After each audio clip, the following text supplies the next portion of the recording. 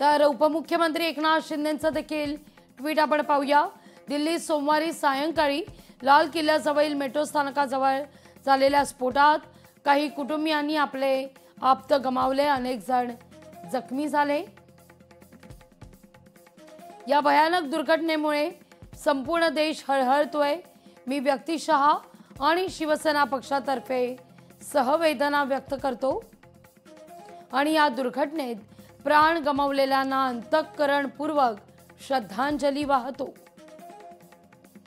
खुद्द पंतप्रधान नरेंद्र मोदी आणि अमित शाह तपासावर लक्ष ठेवून आहेत। या घटनेनंतर राजधानी दिल्लीतील सुरक्षा यंत्रणा सतर्क झाल्यात। तपासांती स्फोटामागील कारणं स्पष्ट होतीलच। सद्गती आणि सहवेदना असं उपमुख्यमंत्री एकनाथ शिंदेंचं ट्विट आहे।